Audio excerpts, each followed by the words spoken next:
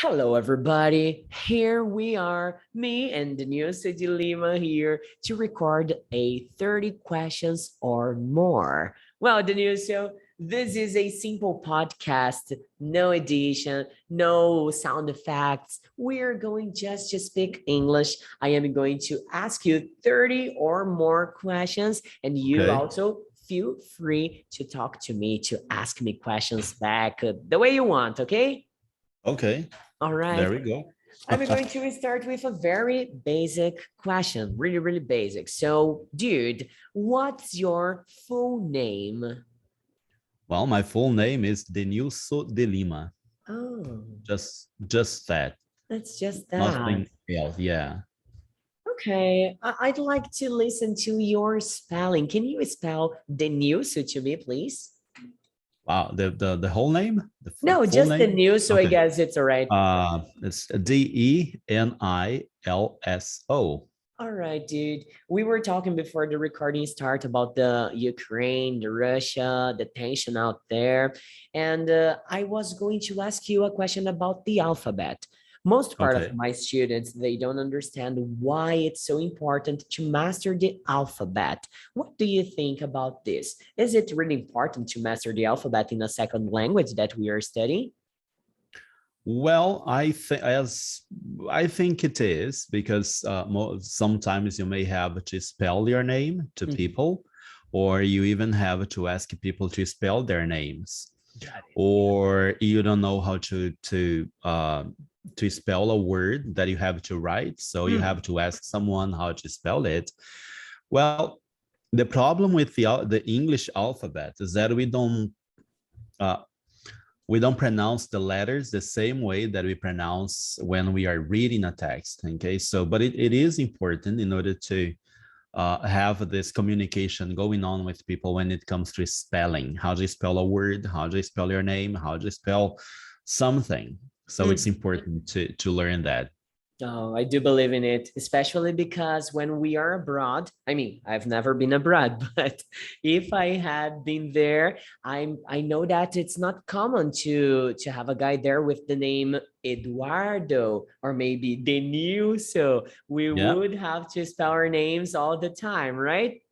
it's just like my wife. Her last name is Hitsky, so you have to spell that too. Even in Portuguese, you have to spell all the time. Oh, Hitski. Yeah, it's Hitzschky.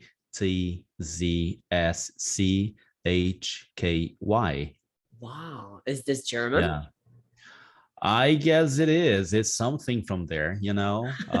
It's a kind of, well, she got that from her great grandfather who came here, but it's not Germany. It's from another place that I can't remember right now, but Okay. it's close. Okay, it's in the area.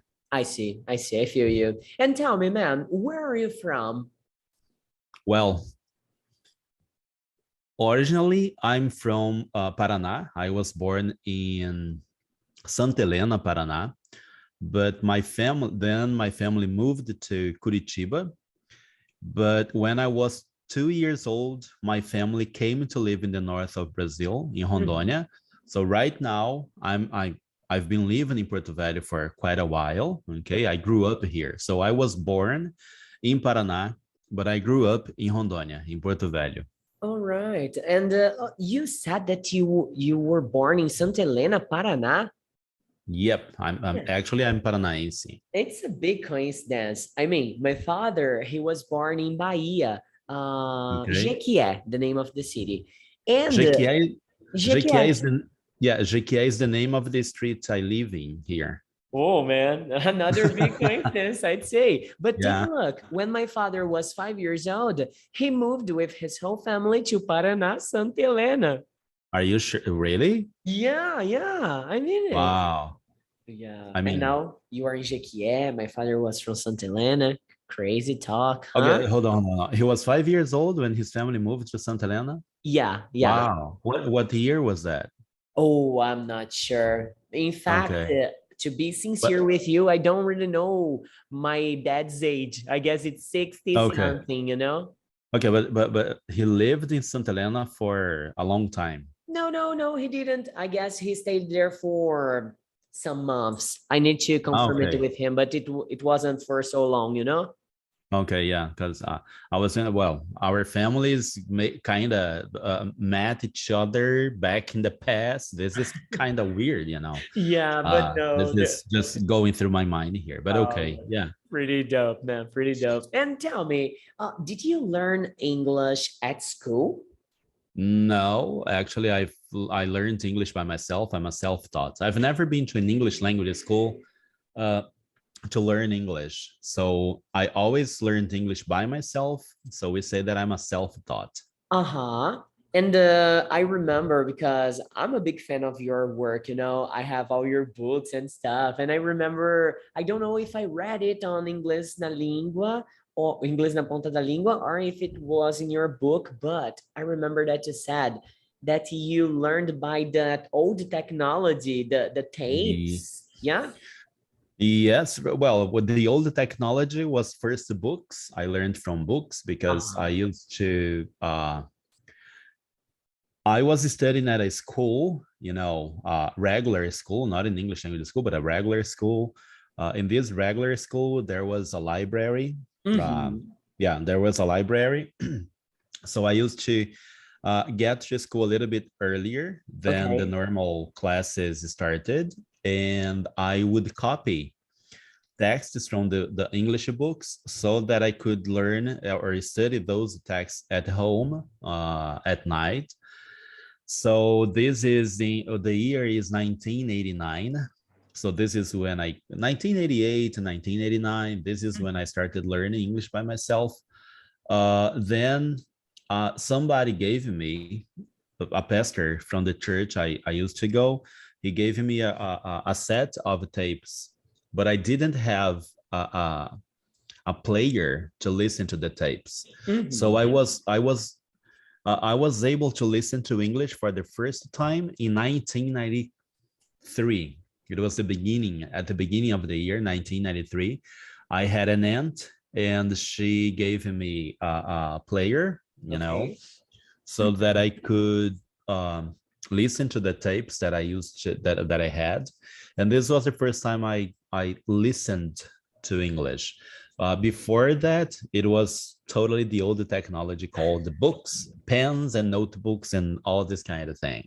Oh my. So you spent a lot of time, I mean, from 89 to 93 just to get in contact with English in the written system. Yeah. Yeah, yeah. But well, people ask me how I practice the pronunciation, and I say that I used to have a dictionary with the pronunciation written in Portuguese. All So right. the word hello, it would be written in English, but the pronunciation would be in Portuguese, like RELOU, and I would read hello, hello. Hello. Uh-huh.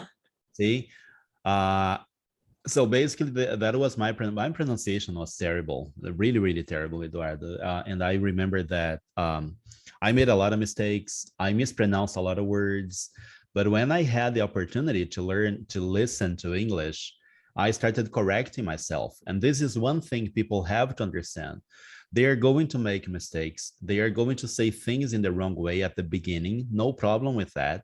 But when you learn the correct way, you are going to change your mind uh, into the correct way. Uh-huh. So, for example, I would pronounce the name of the country Brazil. I would pronounce Brazil. I don't know why I would say Brazil, but that was the way I pronounced. Then Mm-hmm. I learned Brazil. There was the word the word for veículo in English, which is vehicle, Uh-huh. and my pronunciation would be like vehicle. I don't know why. It sounds great saying vehicle, but the correct pronunciation is vehicle. Uh-huh. So there were a couple of words that I mispronounced, but when I had the chance to listen to English, I started having access to dictionaries with the CD-ROMs, Mm-hmm. and also working in English language schools, because I started working in an English language school in 1995. That is when I'm hired uh, by the first English school in my life. I started listening to the correct English, to the correct pronunciation. This is how I started changing my English. But I must confess here that one of my greatest struggle in learning English was pronunciation, like intonation. Mhm.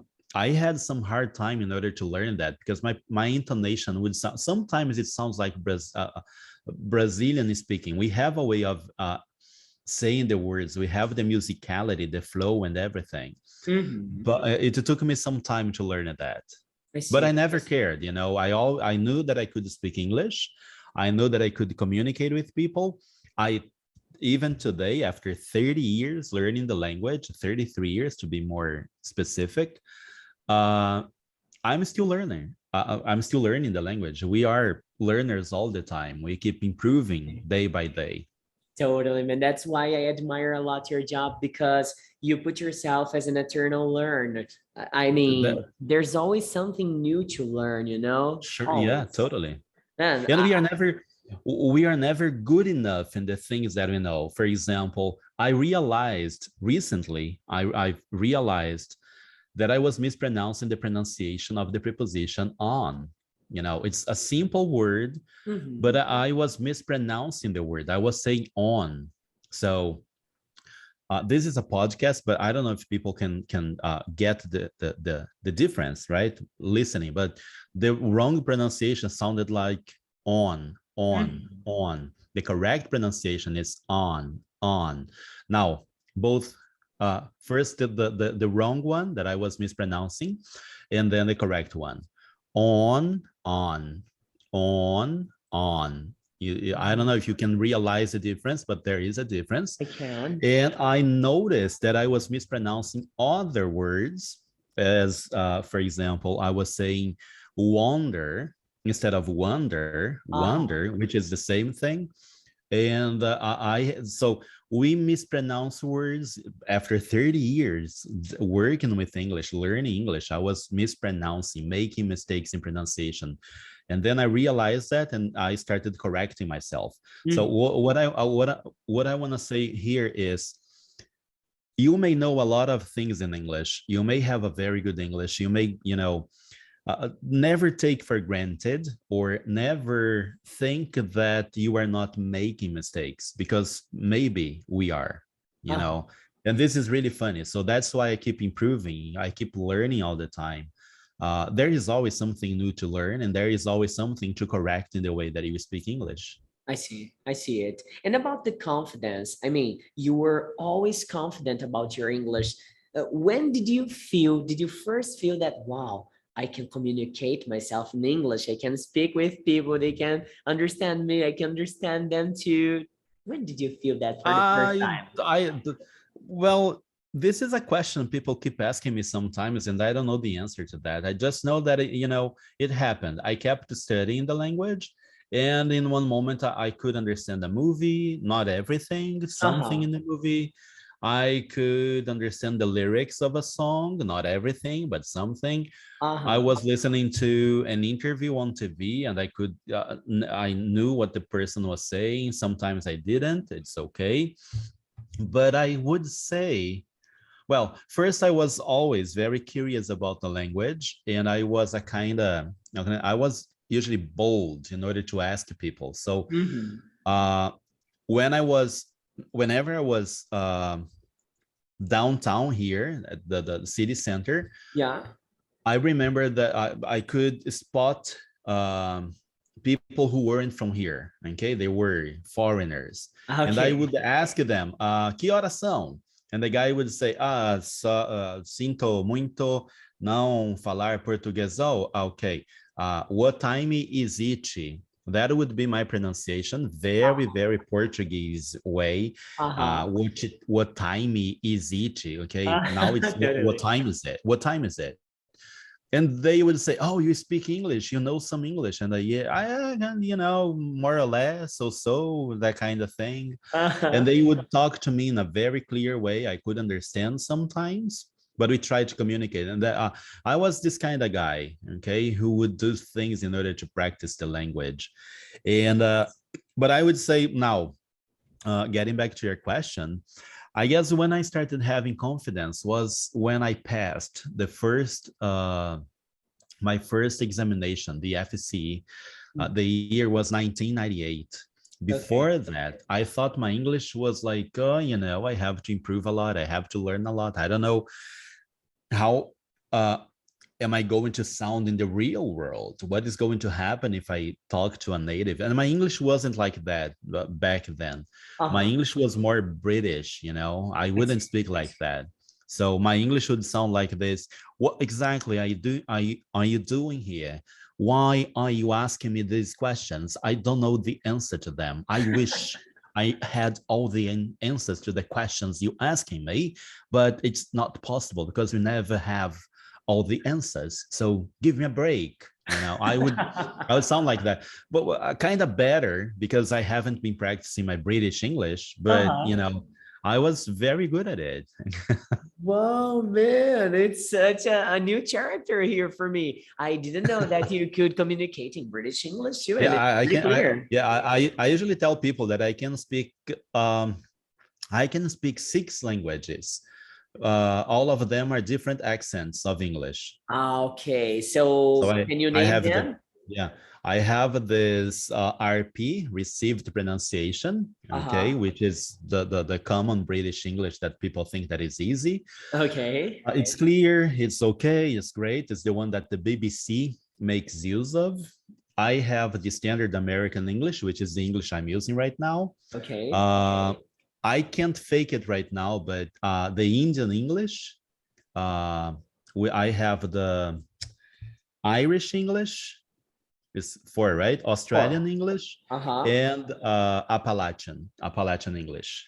What? Yeah, Appalachian English is the most difficult American English accent that people are going to listen to. It's Really? not the Texan. Yeah, people think that the Texans speak really, really weird, but when you hear the Appalachian English, it's even weirder than the Texan English. You know, the Oh. way for you they say, oh, it's back yonder. Oh, he's back yonder. Oh, you're a studying back yonder. So this thing here is full of sign goggles. You've got to get you have to get that thing ready. You know, straight for because it's all sign goggle, and people don't understand what that is because they have the word. So back yonder is the word for there. Sign goggle means that is a lot of curves in the street and or the thing that you were doing is not straight. Okay. Yeah, they have some characteristic. They don't say you are studying, or for example, let me change this. They don't say you were studying. They say you was a studying. They have an a, the word a before in here because it's they got that from the English from the from the 13th century, which was the show city English or some a change from the old English to the Middle English. Uh-huh. Back in those times, the English language, they didn't have this characteristic of saying we are studying. So they had a verb, a preposition before that. So they would go like, we are on studying. So they have to, you have to use the preposition in Old English. Uh-huh. But the language changed. It started to change to an A. So they would say, you are I studying. And then the normality, the normalcy kind of English we have, you don't have to use anything in there. So that's why we say today, you are studying and not you are on studying or you are studying. This Mhm. is Old English to Middle English. And in this Appalachian English, they still have this grammatical characteristic or reminiscence from the past. Wow, It's a man. very technical conversation, but okay.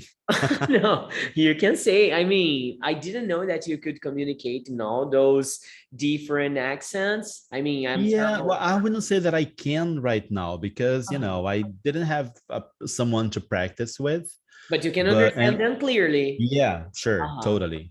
So, but in understanding, I can understand a lot of accents, like the Mhm. Scottish accent, or the New Zealander, or the South African accent. I can understand all of them. Mhm. Even the Guyanese which is from the America, right? I Yeah. can grasp what they're saying. The only thing that I can't understand is the expressions, the slang words they may use or create, because Uh-huh. now as I'm a researcher of the developments of American English. So I keep all my learning in American English. I see. You focus on that, right? Yeah, the grammatical changes they're having, how they are setting apart from the British English in the line of time. Of course, I know a lot of the standard British English, the RP, because it's the basis for everything. Yeah. But right now I'm focusing on the differences and changes in American English. I see, I see. But I just asked you about your confidence to speak English because I remember back when I started studying English, I was born in 1991, okay? And then I Okay. started studying English in 1999. I was 8 years old, and probably I don't know if you know this story, but I started learning English. My real motivation to learn English, it was because of a dog. My dad arrived home with a pet, a puppy, and then I tried to play with it and say, hey, dog, come here, in Portuguese, of course. And then my dad told me, hey, dude, don't you know this dog can only understand if you speak with him in English? And I said, yeah. And he said, yeah. And then he said, would you like to learn? And I said, totally. And he was already playing this to enroll me in an Okay. English school. Okay, Yeah. to get you in an English language school in order to learn. Okay, Exactly. could he speak English? No, no, but No. in fact, Okay. my parents, they don't speak English at all, but they Okay. knew it back in 1999. They knew that in the future it would change my life. Thank Okay. God they did this because it really did. It really Okay. helped Yeah. me. I see. Yeah, but Great. man, I'd like to ask a little bit more about your professional life now. I mean, you Okay. have always been an English teacher, or have you worked as for a different profession too? Wow. When I was a teenager, I worked. I had other jobs, of course. Okay. Mhm. I remember that when I got a little bit older, I was oh my, I forgot the word for that in English. I was insurance, uh health insurance Okay. seller. Okay, I Mm-hmm. was selling health insurance plans. Okay. But it wasn't my profession. Well, let's say that I was trying to find something in life in order to make money or to earn money, not to make money, but to earn money. Uh-huh. And I was doing this for money. Okay, and I was studying theology at the time. So Theology. yeah, my first graduation is in theology because I wanted to be a missionary. I Okay. would like to go to another country to help people, etc., etc., etc., to talk about God and Jesus Christ and all that thing. Mm-hmm. Uh, but things changed in my family. It was only my father, my mother, my sister, and me. And well, I was the boy in the family, so I had to stay with my family in order to help them. How could I help other people in the world and leave my family alone? My mother got cancer Oh, in some time, so I had to stay there in order to help pay the bills and do all this stuff. I started teaching as a volunteer in the church I used to go to in 1993. So this is when I started teaching English, but as a volunteer. I wasn't mhm. hired for any school, but I counted this as an important part of my life because I learned a lot of things, okay, especially when it comes to answering questions or to learners, because if they have a question, it's a genuine question. They're not asking questions because they are trying to test you. Yeah, some people do that, I know, but I respect all the questions that I get. It could be the silliest question. I try to answer them. Uh-huh. So uh, this is how I started teaching English. It was only teaching things from school, like the verb to be or the present continuous or the difference between there is and there are, there was, there were. So a school thing, okay? Totally. So for kids in schools. In 1995, I was selling health insurance plans And there was this school next to the place I used to work. And the girl said, hey, they have this English school here. And I was reading the newspaper, saying, I was reading the newspaper. They are looking for teachers. And why don't you go there? And I said, are you sure about that? Because, you know, I'm not an English language teacher. I don't know. I've never been in English language school. Are they going to hire me? And she said, why don't you try? Huh. So I thought, well, okay. And I was kind of in love with her. So I want to impress her, you know? So, okay, let's go there. No, this is a huge motivation we have in life, which is when you are in love with someone or, you know, you have a thing with them. Uh-huh. Okay, then I went to this school. I gave them the first time I went into an English language school was this very moment in life when I gave them my resume, and they invited me for the training, and I said, okay, let's go there. My English was terrible, Eduardo. My English was horrible. You know, I was learning by myself. My pronunciation was, you know, hilarious. And I went to this training for the first day. It was a Monday, and the other teachers, you know, people who lived in the US, their English was amazing. They could speak English all the time, and I was kind of lost in there, looking around and say, what the hell am I doing here? I don't want to be here anymore. I have a lot to learn. This is not my world. Okay, bye-bye, and that's it. The training was over on Monday. I went home and I didn't go back on Tuesday. But then the guy called home and said, hey, I want to talk to Denilso. And I said, yes, it's me speaking. And he said, aren't you coming to the training today? And I said, no. And he said, why not? And I said, because, you know, I can't speak English. I'm not that good like the other guys in there. So I don't have a chance, you know, you're not going to hire me.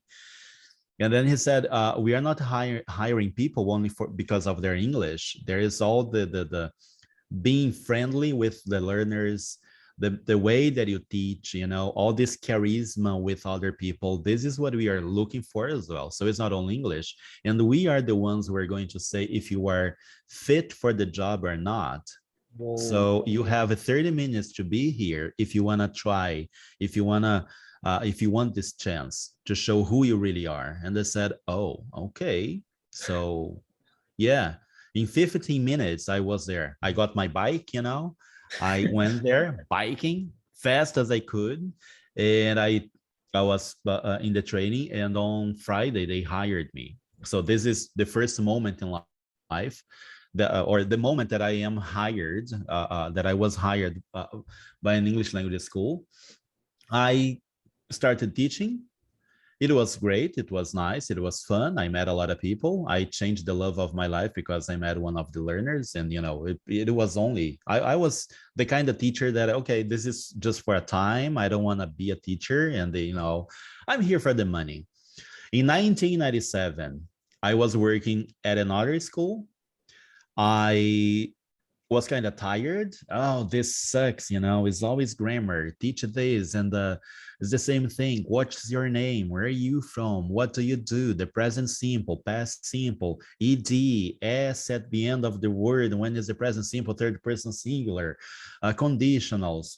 So I was like, I don't want this anymore. This is not what I want for my life. And I was finishing my theology course, and I thought, okay, I'm gonna try business administration or accountancy. But I read, I got a magazine for teachers, and I read an interview. And this interview opened my eyes. And at that moment, I said, in 1997, I said, I want to be a professional in this field. This is a science. Teaching English is not only teaching verbs or grammar or vocabulary or phrasal verbs or idioms. There is a whole thing in there. So this is the moment when I become a teacher, a professional teacher. I started taking courses in linguistics. I get involved in methods and approaches, the story of the history of methods and approaches in English language teaching, the history of English language teaching in the world, when it started, when what changed in the whole thing. It's more than 500 years of history in there. And well, here I am as a professional in the field with books. I have 3 books written, and you know them. I'm a teacher trainer. I give lectures for Oxford University or Longman or any other huge things. I'm a kind of expert in the English, in the history of English language.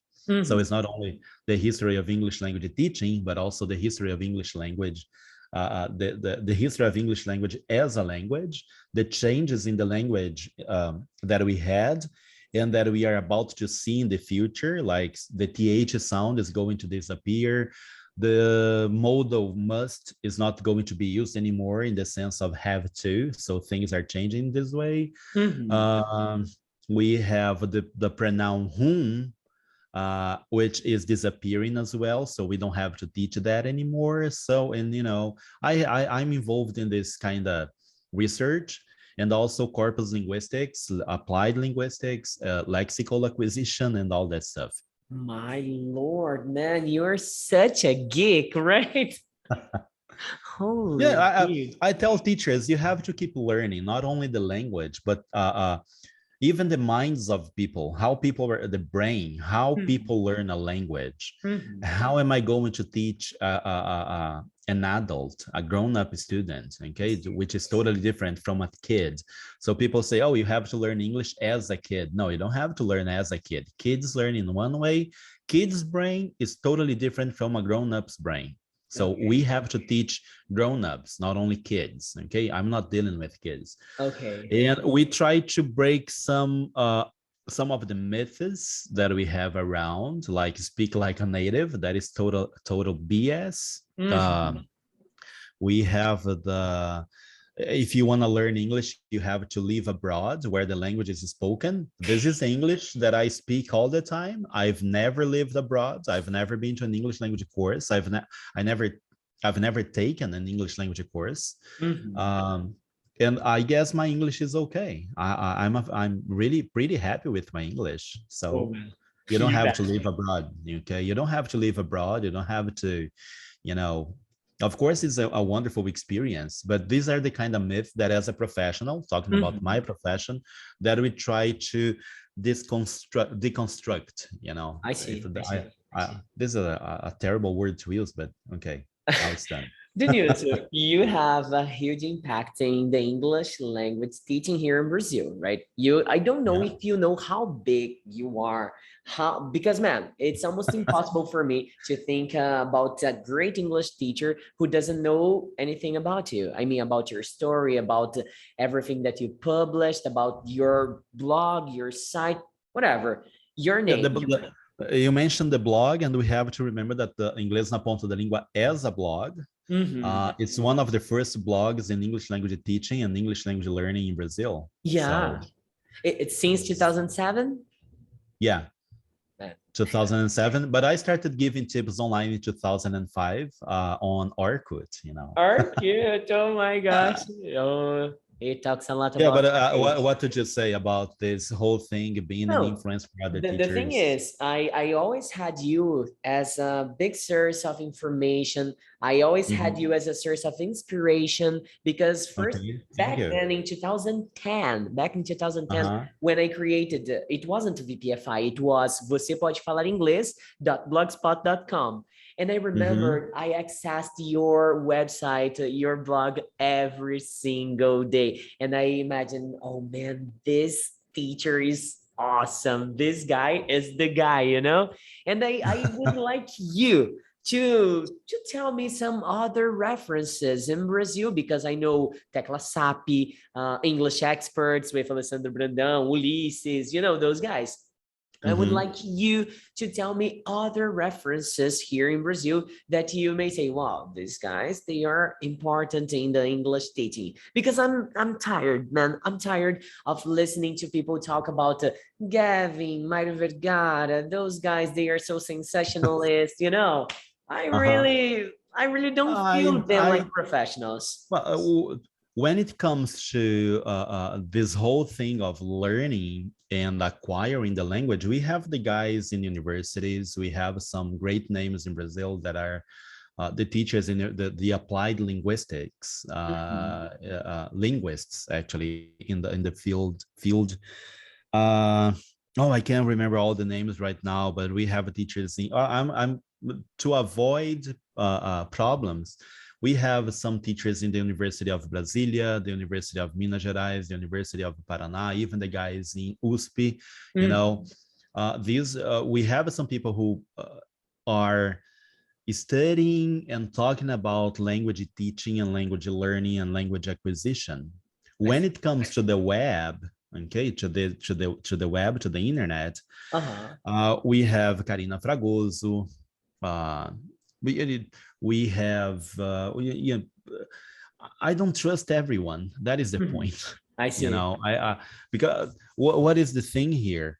Some people really they are so sensationalist, and they are not teachers. Okay, they are not professionals in the field. They are people who know English. They read a couple of things. They started this digital marketing thing, and okay, now I'm a teacher. And I say, no, you are not. Yeah, okay, you are a teacher, right? But you are not an English language teaching professional, which is totally different from the way that we see. I see. But I like Karina. I like I can't remember her name, but the girl from Bilingue. I have you know, Ludmila from Brasil Poliglota. I know her. I have some people, a lot of people here in mind right now, but I can't remember their names. I remember the faces, but not the names. It's totally weird that, okay. We have Eduardo. Eduardo wrote for Inglês na Ponta da Língua a couple of texts, remember? I do. I can't believe that my texts are there. You wrote in 2012 a text called, the title is Ouça Inglês o Dia Todo. Yeah. I remember that. And you also wrote, there are other ones here, I guess, but I can't find all of them. We have this Dicas para desenvolver a fluência. You wrote that one. Yes, I did. Yes, I did. Wow, man. I remember back then in 2010, I traced my professional plans, you know. I wanted to, in 2020, I wanted to be the best English teacher from my city. In 2030, I remember that. You remember? In 2030, it was from the state, and 2040, it was from the whole country. I mean, man, in my city today, we have, I live in an egg. It's a small city, a really small city. So we have 3 big companies connected to English, but the top one school in the city today, it's the teacher do school, you know, it's the VPFI. So I got so amazed when I say, wow, I got the first professional plan, it's done, you know. I'm trying to get the second one now in São Paulo. When people think about English teaching, they will feel, wow, have you ever heard about Eduardo Soto, about VPFI, about this, you know? So I'm trying. Back in 1998, I was, no, actually 1999, yeah. I was working, actually I was training to work at a school, and I was talking to the teachers and coordinators, and the coordinator who was responsible for training the teachers for that school, she said, what is your professional goal? And I looked at her and said, you know, my professional goal is to become the best English language teacher in Porto Velho. And then she said, she said, I want to be the best English language teacher in the state of Rondônia. Whoa. And I said, that is my second move. So, and then she looked at me and said, she kept looking and said, don't worry, because you are a woman and I am a man, and I know the difference. So you can be the best female teacher and I can be the best male teacher. Don't worry. Okay. I'm not gonna compete with you. Awesome. I never had the idea to be well known in the whole country as an English language teacher. I never planned for that. It only happened.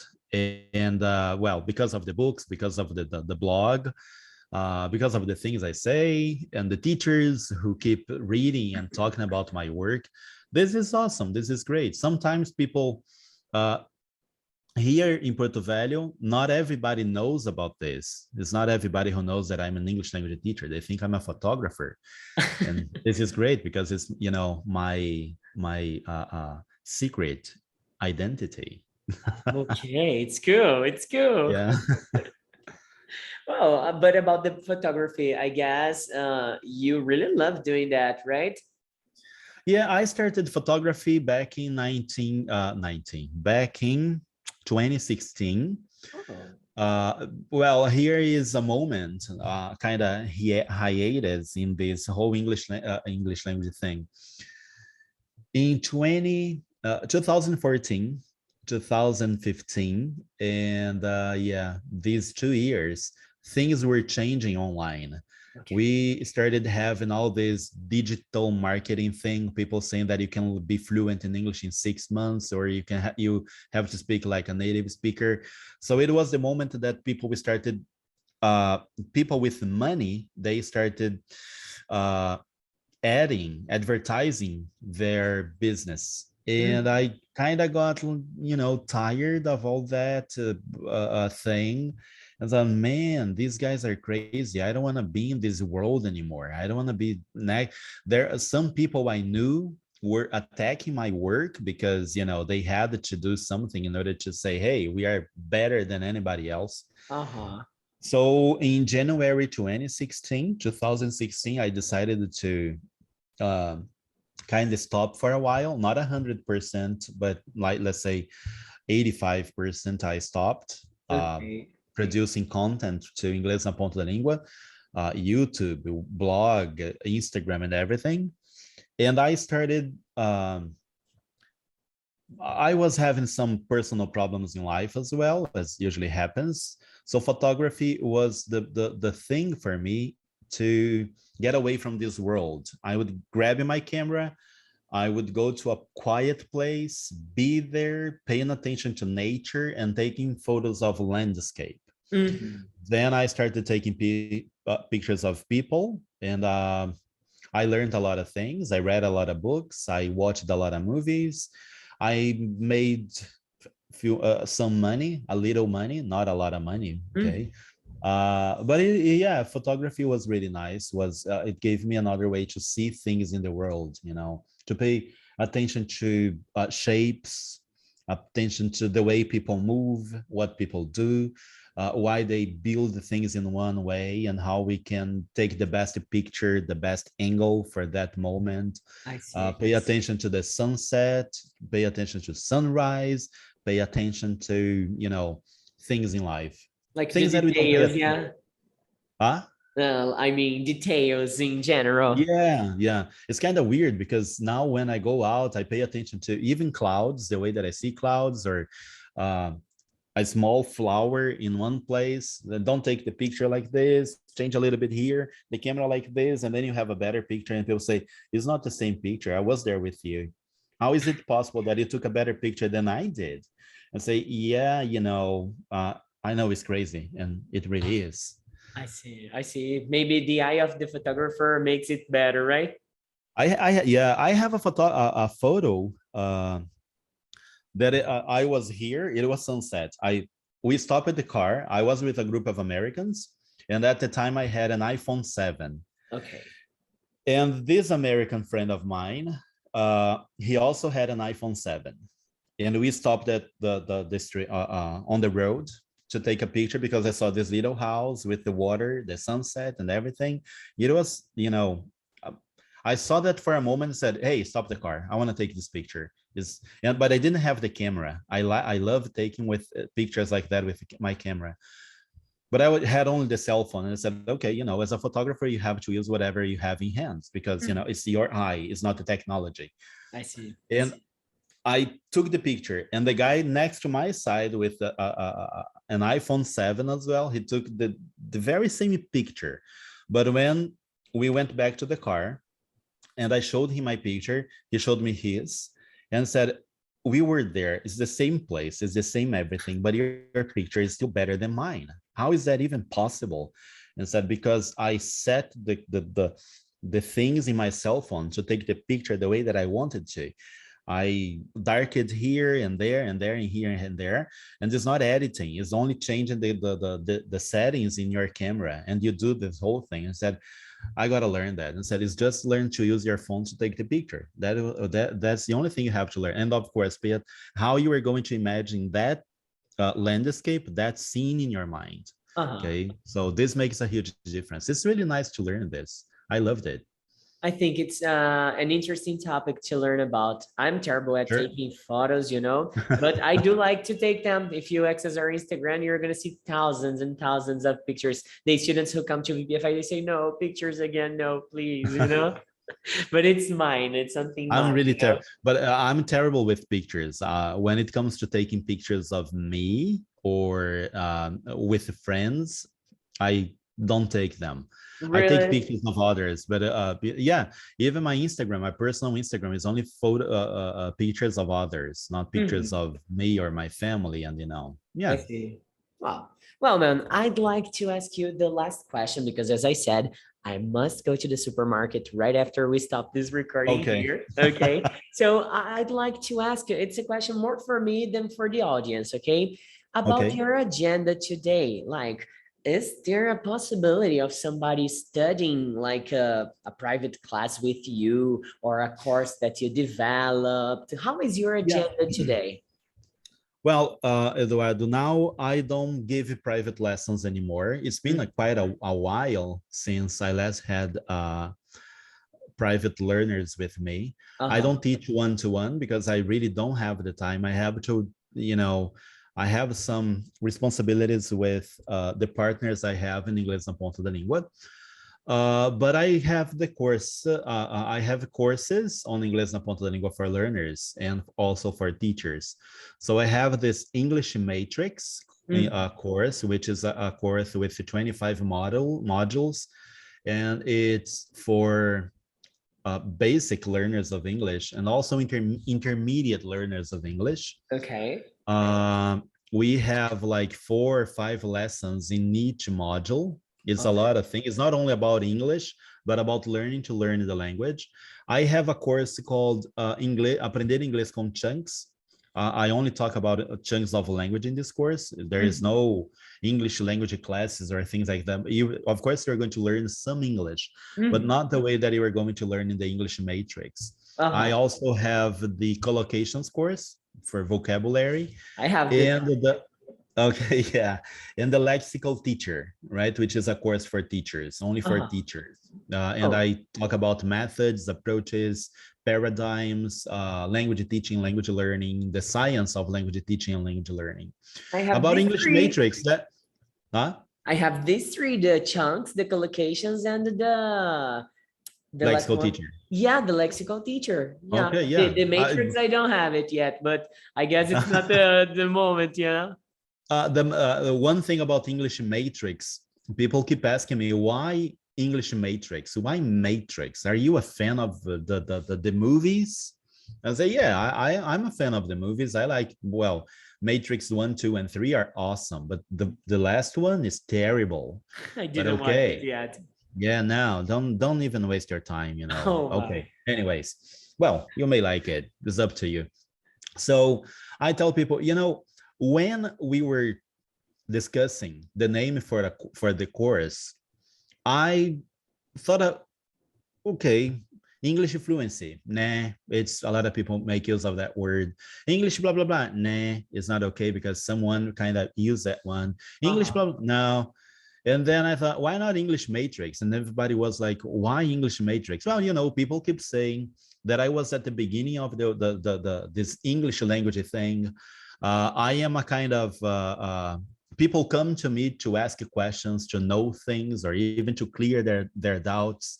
So I am a kind of source of information for everyone, and I kind of originated a lot of English language teachers who are online today. So I Mhm. influenced a lot of people. So I am a kind of matrix to them.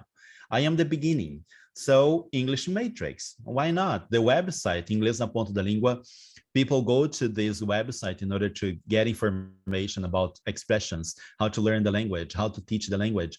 So I am at the beginning. And what is the idea of a matrix? It's the beginning of everything. So Uh-huh. English matrix. And they said, okay, that's wonderful.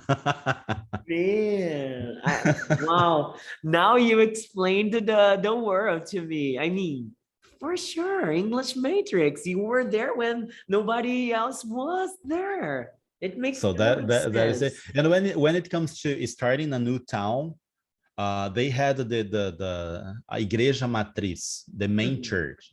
And why was it called Igreja Matriz? Because it was the center of the town. Everybody would go to the church. So it Uh-huh. was the beginning of the whole thing. So I said, why not, English Matrix? It's not only because of the movie, which is, I like it, Uh-huh. but also because of this idea of originating everything. I am the Matrix. I'm awfully sorry, but I am the Matrix. Some people may Man. not like, yeah, and I tell people, I'm not gonna say the names, but we have some of these American English language teachers or American English advertisers of courses. They learned Portuguese because of Inglês na Ponta Língua, and uh, I have their words from the past saying, "Hey, I learned a lot from your website. It's wonderful. I learned Portuguese." I have the big names teaching English today online, people who are making a lot of money. They were learning English from Inglês na Ponta da Língua. Their comments, and they were asking questions, and their questions are on my website in 2007, 2008, 2009, 2011. So I kind of help some people also to be well known in the field. So I am the Matrix. I'm awfully sorry, but I am the Matrix. You may not like that, but yes, I am the Matrix. I People do may believe. not know the Matrix, but they know there is a Matrix, and the Matrix is me. Man, I really do believe you, Denilso. I really do believe you because I am one of those guys, you know? I mean, See? today, of course, I have my virtual course, I have my physical English school, I have my platform, and I always tell my students, guys, without this guy here, this Denilso here, probably VPFI wouldn't be here right now. So, man, I need to tell you, I am really, really thankful to your life, to your job, to Thank your you. dedication. You're such a Thank you. great guy, man. Such a great guy. Thank you. Thank Thank you. you for being here on my podcast. It's a real pleasure. When I told The my wife, pleasure is all mine. Thank you I very much for having me here. And I hope people have enjoyed this. If they oh, have enjoyed, please go to inglesnapontadalingua.com.br. I am on Instagram. I am on YouTube. I give free classes every Monday, so people can join me there. I want to get the 100,000 subscribers on YouTube. So I need 3,000 more people. Be one of these 3,000, please. Okay, guys? There you yes, go. Thank you let's very get much, Eduardo. there. It's always a pleasure to talk to you as well, because you've been following my work and helping me in the way you may not know, but of course, all of you help me a lot. So for me, it's always a pleasure to share my story, share my ideas, my opinions, and that's why I'm here with you. Thank you so much, man. No words to describe how much I enjoyed this moment. I told my wife, I am going to be with the Denilso de Lima, and I am going to ask all the questions I always wanted to know, you know? Of course. The other day, I was taking pictures of a friend of ours yesterday, and she looked at me and said, I thought you were only a photographer. And they said, and what do you know about me? My husband, he knows a lot about you. I said, oh, really? Is he FBI or federal police or something like that? She said, no, she likes English. And he's been following you before I met him. And I said, oh, really? And she started saying, oh, he likes your job, he likes you. And said, okay, so now I have a fan. She said, yeah, and he can't believe that you take pictures. And I said, why not? It's a job like any other. Well, it's not my job, I do it for fun, but Uh-huh. it's nice to have this kind of feedback, and I thank you very much for that. All of you guys, thank you. Thank you, Denilso. So I'll go to the supermarket, but I'll keep Okay, thinking go there. about this conversation until forever. Okay, my friend? Okay, thank you. Have a great one, Nice shopping. Bye Denilso. bye, take care. Bye bye, man.